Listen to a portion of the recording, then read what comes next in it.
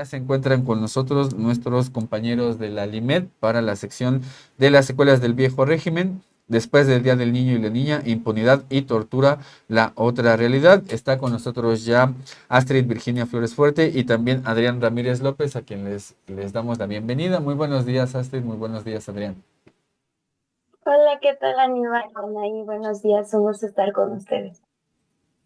¿Qué tal, Anaí, Aníbal, amigos de la audiencia y amigos que nos ayudan en los controles para estar con ustedes presentes? Pues hoy estamos en este día tratando de hacer un énfasis en uno de los temas que poco se toca, se aborda y es lamentablemente todavía una realidad. Y podemos pasar por alto el Día Internacional de las Luchas de los Trabajadores en el mundo, las luchas por las reivindicaciones laborales. Creo que hay algo que podemos simplemente dejar ahí señalado, que el derecho que más se viola en el mundo es el derecho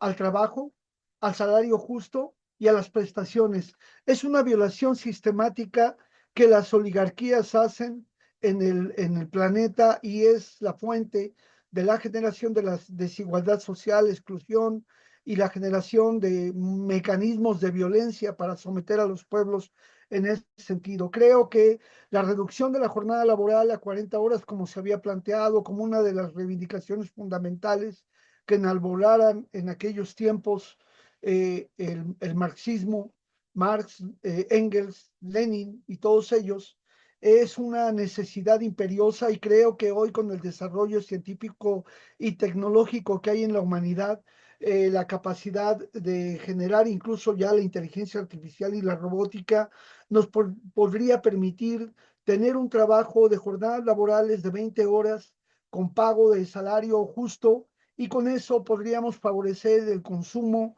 podríamos favorecer el cuidado de la familia, de la recreación, de tantas y tantas cosas, y no verse hoy que, a pesar de todo eso, se sigue buscando el trabajo con horas extras y demás para expoliar la riqueza de los pueblos. Creo que si lográramos jornadas laborales de 4 horas con pago justo, permitiría tener pleno empleo y promover realmente los mecanismos del buen vivir. Pero bueno, ese es un punto, y por eso un abrazo a todos los trabajadores del mundo que siguen luchando y que siguen enfrentando en este momento la expoliación y el saqueo de las oligarquías internacionales, y sobre todo de ese modelo de neocolonialismo que significa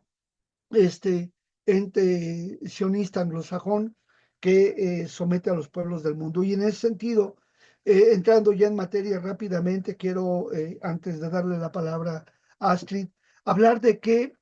eh, los niños, los menores de edad, los infantes, han sido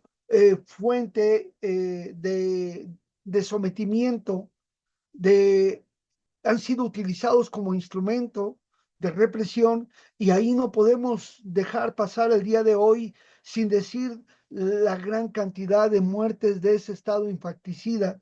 de ese ente sionista que ha asesinado tantos niños en Palestina porque quiere matar desde la semilla un pueblo que resiste y que persiste ahí. Y no le importa cometer estos infanticidios eh, con el supuesto de que el matarlos hoy es evitar los terroristas del futuro. Eso no puede ser, que un Estado terrorista sea capaz de hacer eso ante la mirada pasiva y apenas con algunas expresiones de llamados de algunos países. Ese es el primer punto, y no podemos pasar de vista tampoco los hornos crematorios donde el nazismo asesinaba mujeres, niños por igual, en aquel horror en los países. No podemos dejar de recordar los niños que eran arrancados de los vientres maternos en esa noche tan larga en Argentina, donde las mujeres embarazadas daban a luz a los hijos en cautiverio, en desaparición forzada, y eran entregados a militares en adopción. Algunos casos también se reportaron en México. No podemos tampoco dejar pasar inadvertido ese Cedillo que hoy está hablando aquí y que lo tratan de revivir. El Cedillo es parte de la complicidad de que los niños fueran matados dentro del vientre materno ahí en Acteal, en esa masacre terrible, esa masacre de Acteal, que él, Cedillo, eh, como un Herodes,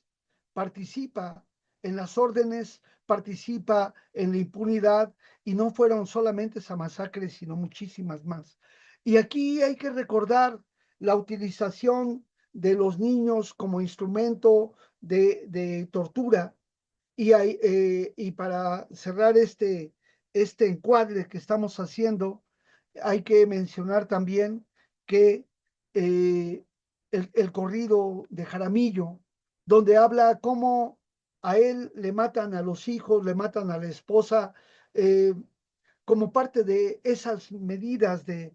terror y horror que estamos viviendo. Y es así como tenemos una gran cantidad de casos donde los niños han sido víctimas de maltrato, de abuso, de tortura, pero con la finalidad todavía de hacer de sus familiares, de sus padres, de los mayores, un dolor mayor para que puedan utilizarlos como instrumentos de tortura. Ese es el inicio, Anaí, Aníbal, para darle paso a Astrid. Astrid, te escuchamos. ¿Qué más nos puedes aportar a esta conversación? Ya nos ponía algunos puntos, Adrián, muy importantes que son importantes mencionar, porque si bien la celebración de las y los niños es muy importante, pues también es importante reconocer esta otra cara, ¿no? De sobre todo las infancias que no pueden darse, pues digamos, esta virtud de celebrar o de conmemorar este día, porque viven, como bien lo mencionan ustedes, todavía pues en una situación de impunidad, sobre todo por estas cuestiones que también se cometen, que son violaciones a los derechos humanos que se cometen en contra de ellos. Gracias, Anaí, Aníbal. Pues el tema de los niños creo que es un tema sumamente complejo, porque hay varias situaciones que las infancias viven y que pues poco se tocan. Está, bueno, como ya decía Adrián, el tema de los niños en Palestina que han estado sufriendo, que cuántos niños no ya quedaron huérfanos gracias a este genocidio que se está presentando. El tema de los niños migrantes en México también, de los niños que, como bien mencionaba Adrián, son utilizados como un instrumento de tortura para, en el caso de quienes fueron detenidos, y fincarles algún delito, pues utilizan a los hijos como instrumento de tortura para que ellos se declaren culpables de algo que no cometieron. Y pues hoy celebramos hace unos días el Día del Niño y celebramos, felicitamos a las infancias, pero también hay que alzar la voz por ellos. Tenemos que exigir que se garanticen sus derechos, que los niños vivan con dignidad, que vivan felices, que vivan libres. Y por eso hoy queremos pues tocar este tema, que es importante que se atienda el tema de los niños que han sufrido o de alguna u otra manera algún tipo de violencia, de los que son hijos de personas que están privadas de su libertad y que muchas veces, debido a que pues muchos de ellos son trasladados a lugares alejados de su lugar de origen, pues no pueden ver a sus padres. Hay niños que pasan años sin poder ver a sus papás, y pues esto hace que su vida tome un giro y sea tormentosa. El tema de los niños que se han quedado sin madre, víctima de violencia, que se vive en contra de las mujeres, el tema de los niños que son migrantes o hijos de migrantes también, que es un tema que se debe de tocar. Y hablamos de que el Estado y la ciudadanía, nosotros somos responsables de crear niños que sean felices, que sean libres, niños que tengan justicia. Sin embargo, pues en ocasiones son las propias autoridades las que lastiman de alguna u otra manera a los menores, cuando no hay justicia, cuando son víctimas directas de las autoridades, cuando son pues indiferentes a ellos, ¿no? Entonces, hablando de los niños, por ejemplo, que tienen alguno de los padres presos, pues viven una infinidad de situaciones desde el momento en que son separados de sus padres, que pues ya eso supone una emoción fuerte, el no tener posibilidades de visitarlos porque viven lejos del penal, las carencias que tienen que pasar, porque pues el tener a una persona presa, lo hemos dicho muchas veces, supone una gran cantidad de recursos destinados tan solo en su manutención dentro de... Y muchos de estos hijos que quedan solos, pues pasan al cuidado de algún familiar, lo que también los pone en algún tipo de riesgo de ser víctimas de algún tipo de abuso. Ya sabemos que pues es el ambiente más común donde suceden este tipo de situaciones. Hay niños que tuvieron que dejar la escuela para ponerse a trabajar y ayudar con los gastos de su casa, como es el caso de Jack, que hemos hablado en repetidas ocasiones, que es esposa de Manuel Valenzuela Valdés, que su hijo pues, mayor tuvo que dejar la escuela para poder ayudar a su mamá con los gastos, y que por cierto, hablando de Manuel, ya este 17 de abril cumplió 24 años preso y sin sentencia, siendo víctima de fabricación de culpable y pues dejando a sus 3 hijos ahí, pues su hijo mayor ha tenido que hacerse cargo también de alguna manera de su mamá y de sus hermanas menores, y creo que esa es una realidad que viven muchas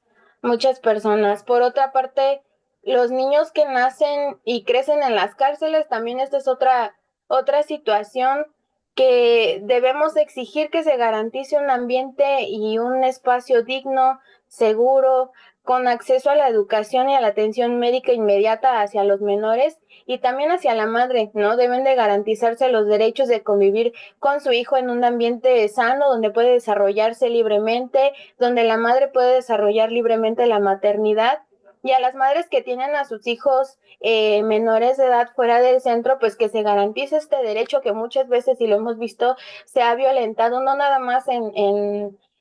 las mujeres, sino también en los hombres que no tienen el derecho de visitas, ya por una u otra razón siempre les cancelan las visitas. Entonces, pues garantizar, sobre todo ahorita que estamos hablando de los niños, que se garantice que los niños puedan visitar a sus madres, a sus padres dentro de los penales, y que exista un lugar seguro para que puedan recrearse y pues crear ese vínculo que de alguna manera se ve interrumpido por la situación en la que se encuentran. Me viene, bueno, nosotros tenemos varios casos, incluso de niños que fueron torturados. Ahí está el caso que también hemos hablado en alguna ocasión en el programa, de Juan Antonio Reyes Suárez, que es sobreviviente de tortura y que sus 2 hijos menores de edad en ese entonces, pues fueron detenidos y fueron víctimas de tortura los menores de edad. Uno creo que tenía 11 años y el otro 14, y sufrieron de desaparición forzada por unos minutos, donde su madre pues no, casi una hora, donde su madre no supo el paradero de sus hijos, donde los golpearon, donde al mayor lo golpearon, amenazaron y lo intimidaron, y los utilizaron como un medio para que su padre se declarara culpable de un delito que no cometió. Está el caso de Liliana Berenice, que fue víctima de detención ilegal en 2010, fabricada culpable, víctima de tortura y de tortura sexual, dejando a sus pequeños hijos de 1 y 4 años solos, y además que al momento de su detención iba con sus 2 pequeños hijos, y pues bueno, ellos han crecido sin su madre todo este tiempo, y pues eso les ha generado pues evidentemente problemas emocionales. No han podido ver a su mamá y no se ha hecho justicia en este caso. Está el caso de Jessica Vázquez Fonseca, que igual manera fue detenida ilegalmente y ahorita ella ya está en libertad. fue víctima de tortura física y sexual. Igualmente dejó a su hija pequeña al cuidado de su abuela materna, que años después pues falleció lamentablemente, y la pequeña tuvo que quedar al cuidado de otro familiar. Y pues esta situación evidentemente en la pequeña dejó secuelas emocionales que no ha podido sanar hasta la fecha, y que ha tenido algún tipo de repercusión en su comportamiento, en su vida diaria, y que pues Jessica hasta el momento sigue batallando por sacar adelante a su hija con esta situación, y son una de las secuelas que quedan en los niños, en los menores que han presenciado estos temas. Son una de las secuelas que quedan, que pasan los años y pues no han podido superarlo. También me viene a la mente el caso de Isenia, que es hija de Justino Camargo. Ella presenció la detención de su papá y de su mamá cuando ella tenía 7 años de edad. Vio cómo los golpeaban, incluso ella dijo que también a ella la golpeó uno de los policías, y ella y su hermano menor que ella quedaron solos en la calle en la noche sin saber qué hacer, y sus padres pues presos. Y hasta el momento Isenia, ahorita que ya es mayor de edad, ya es madre de familia,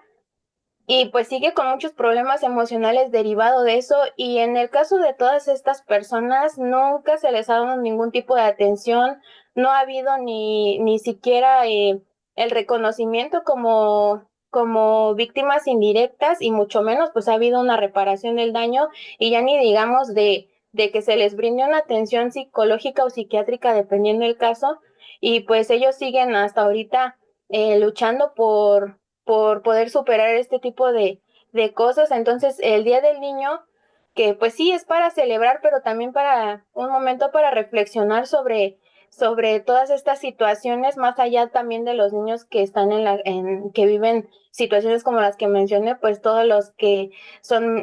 migrantes, los que no tienen a sus papás, los que están en medio de las guerras, en fin. Es un momento para reflexionar y alzar la voz por todos ellos, y exigirle a las autoridades que hagan su trabajo respecto a las infancias, que se garanticen los derechos, y en caso de aquellos que han sufrido algún tipo de violencia o algún tipo de delito, pues que se les haga justicia. Eso es lo más importante, y es lo que queremos transmitir el día de hoy. Aníbal, Anaí. Adrián, también preguntarte sobre esto que estamos mencionando, que además es algo muy relevante en torno al tema de los niños y las niñas, sobre todo a la cuestión de las infancias. ¿Qué otras acciones han visto ustedes que es importante denunciar, que es importante también que la audiencia de Contralínea sepa en torno a todo este tema, particularmente la cuestión de la tortura, que eso me llama mucho la atención, que existe en el caso de México? Sí. Eh, Aníbal, es muy importante para ir cerrando este panorama de casos, de situaciones graves que se viven, las imágenes que ya sea administraciones eh, del Partido Demócrata o del Partido Republicano en Estados Unidos, el trato que se les da a los niños migrantes, cómo se les permite presenciar la manera en que se les detiene o se les lleva a jaulas incluso para tenerlos ahí. Es una situación muy preocupante, y cómo vemos que en las rutas migrantes muchos familiares van viajando con sus niños con la esperanza, uno, de atenuar la situación de violencia que se vive, porque eso pudiera disuadir a los grupos delincuenciales para que no se actúe, pero por otro lado, pues también se somete a los niños a condiciones terribles. Eh, el otro elemento también que tenemos que comentar, estos casos del estado de Querétaro, donde Justino Camargo fue víctima de tortura junto con su esposa, junto con otras personas, pero también de los hijos. El caso que ya nos decía Astrid, de los menores, de los hijos de Juan Antonio Reyes Suárez, y que no hay mecanismos adecuados para la reparación de daños de ellos, y mecanismos de atención. Pero aquí lo que podemos mencionar también es que varios de los niños fueron objeto de actos de tortura e intimidación. También no podemos olvidar el caso de Anayeli Arisbet Rosales Ángeles, quien a su hija le ponían una arma y como era una menor de 16 años, la amenazaban con violarla y le hacían creer que ya se la habían llevado, aunque a la niña la habían dejado sentada en una silla para después que se la llevaran sus familiares, a ella le hacían creer que a su hija se la habían llevado. El caso también de Juan Aristóteles Alejandre Rodríguez, que lo detienen junto con una menor y le hacen creer que pues la niña la van a dejar por ahí, y que a la abuelita cuando va por ella logra recuperarla, pero al momento en que ella va y empieza, se la llevan, luego la vinculan a la misma investigación y lamentablemente la detienen también y ella muere en el traslado de aquel traslado masivo cuando se cerró el penal de Nayarit y se vino a crear esta cárcel para mujeres, el Ceferezo número 16, y ella muere con parte de las complicaciones diabéticas en ese maltrato en los traslados masivos que se hicieron. Es una situación difícil y entonces lo que tenemos que plantear es al gobierno actual, de la Cuarta Transformación, para combatir estas secuelas del viejo régimen, decirle que no hay instrumentos ni internacionales ni locales que ayuden a actuar y a asegurarnos que cuando una persona es detenida con menores, haya una red de guardia y custodia adecuada, el protocolo homologado eh, para las detenciones, el Registro Nacional de Detenciones no contempla qué pasa con los menores. No se sabe realmente cómo se guía la guardia y custodia de los menores. Ahí se sabe que se detuvieron con menores, pero luego ya no se menciona nada de ellos. O sea, no se dice que los menores fueron entregados a su familiar y aquí está firmado la guardia y custodia, fueron entregados a un pariente o a un vecino, que se les preservó para evitar que vieran la detención. Es obvio que cuando las detenciones eran arbitrarias, eran ilegales, pues ahí no había formalidades jurídicas, ahí llegaban, rompían, torturaban y se llevaban a la gente delante de familiares, papás, ancianos, vecinos incluso, eran intimidados y vejados para llevarse a las personas. Esa situación tiene que modificarse, tiene que investigarse y tiene que haber una sanción para que quienes, una vez que se sabe que dentro de un proceso de detención había menores, no dan el adecuado seguimiento en la guardia y custodia de los mismos. Esto es algo que tenemos que considerar y que los jueces, magistrados, ministros, ministerios públicos y peritos deben de valorar la integridad física y psicológica y la entrevista, fundamentalmente la entrevista psicológica,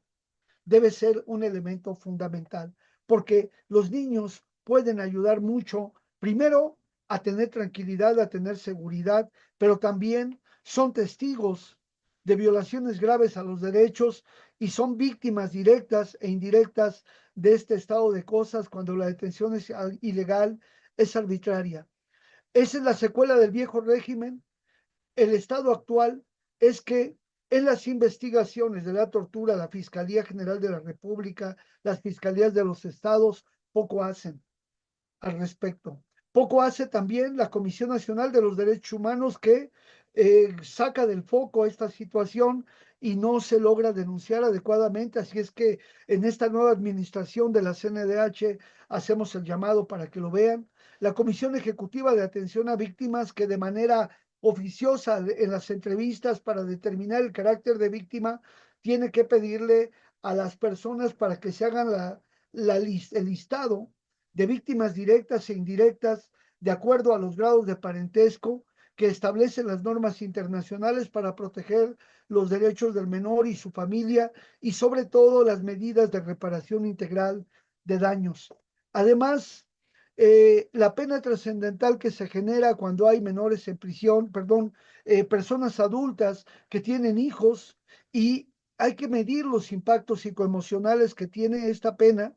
y el juez de ejecución de sanciones penales debe de evaluar si la pena que está aplicando es solamente la pena privativa de la libertad o también las penas trascendentales que provocan afectaciones psicoemocionales de los niños, y lamentablemente muchos de ellos incluso fueron no solo víctimas de la tortura, sino que están condenados a vivir sin los padres, sin el apoyo del sustento de los familiares, porque muchos de los pocos recursos que genera una familia se tienen que ir a la defensa de la mamá o del papá o del hermano que se encuentra en prisión, y entonces esto menoscaba los derechos de los niños. La estigmatización que se hace de los padres en los medios, en la condena mediática, que hace también los impactos psicoemocionales en los niños, o aquellos que incluso por pena, por temor, los padres no le dicen a sus hijos que se encuentran en prisión y viven el abandono social, y esto genera también impactos psicoemocionales. Pues hasta aquí esta parte en el día de hoy para ustedes, y recordar que dentro de 2 días pues, se recuerda un año más de esa represión violenta del gobierno de Calderón, perdón, de Peña Nieto como parte del Estado de México allá en Atenco, donde también una gran cantidad de menores vieron cómo sacaban a sus padres de las casas para llevárselos en esa acción represiva del Estado contra los pueblos de Atenco que oponían al aeropuerto. Así es, Adrián, importante este llamado que hacías hacia el final, importante pues para la reflexión y sobre todo para hacer algo sobre, en este caso que también es muy importante porque a veces, como bien lo decían, hablar de las infancias es un tema muy complejo y muy complicado. Agradecerles como cada viernes por su participación, Astrid, Adrián, y pues seguimos conversando sobre estos temas que son de interés.